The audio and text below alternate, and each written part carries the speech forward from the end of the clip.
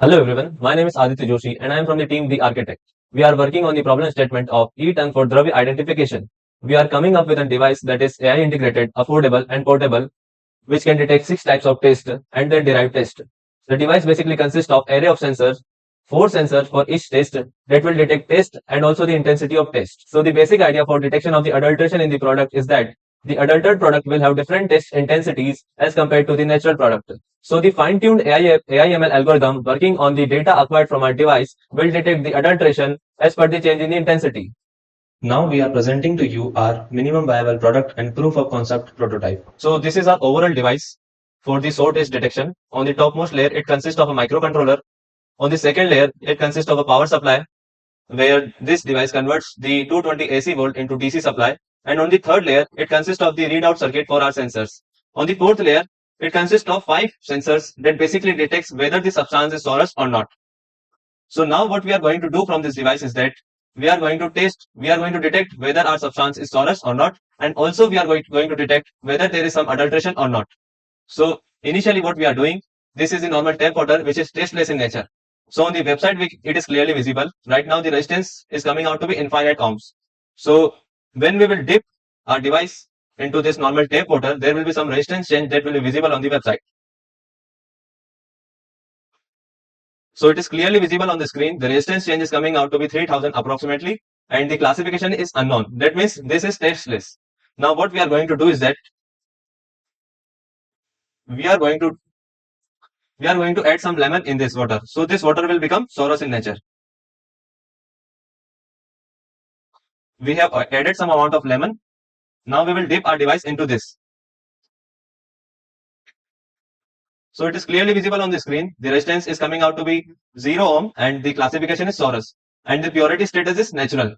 So we have detected the sourous substance. Now what we are going to do is that for the adulteration process, for the adulteration detection, I have got some vinegar in this, which is basically artificial sourous. So now I will add this vinegar into this solution. I have added some amount of vinegar. Now I will dip my device into this and see the resistance change.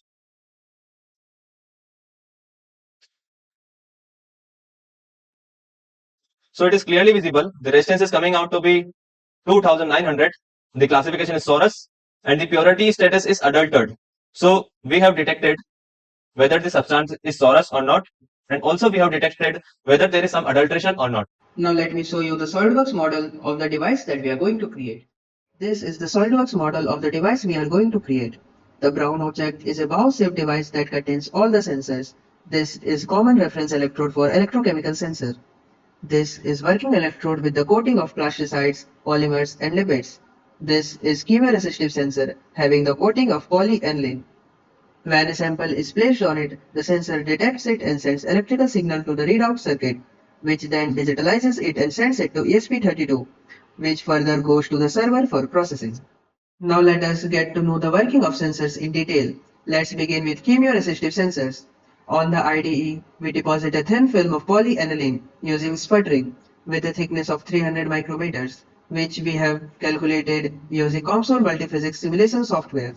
When exposed to an acidic solution, the H plus ions released from acid interact with nitrogen present in aniline. Due to their high electronegativity, the amine groups in the polyaniline undergo protonation, leading to generation of delocalized charges along the polymer. This reduces the resistance, which is captured by readout circuit. Now let's look at electrochemical sensors. These works on two electrode configuration, a reference electrode and a working electrode. For sugar sensing, on working electrode we deposit an artificial membrane using E-beam sputtering. The membrane comprises of lipid, polymer and plasticizer. When sugar molecules are introduced, the hydroxyl groups replace the bromide ions associated with the lipid as they are more electronegative and form stronger bond. This ion exchange generates a measurable potential difference that reflects the sugar concentration, and our 16-bit ADC readout circuit gives us very precise reading. Now let me give you a brief description about how our AI model will work in this context. Our AI model processes the electrical data collected from sensors by first extracting key features such as peak response, recovery time, and frequency response, while simultaneously removing noise and spikes.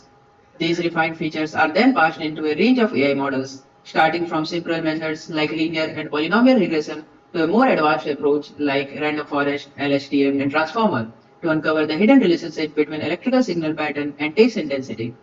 To detect adulteration, the system compares each incoming sample against natural reference profile using similarity measures such as Euclidean distance or cosine similarity. This comparison is then translated into an intensity score. If the score falls outside the safe natural range, the product is flagged as adulterated. The degree of adulteration is also estimated, and in crucial cases, the system issues a health risk warning. Overall, this pipeline integrates advanced signal processing, feature engineering, and deep learning to drive a fast, reliable, and accurate method for identifying adulteration in herbal products.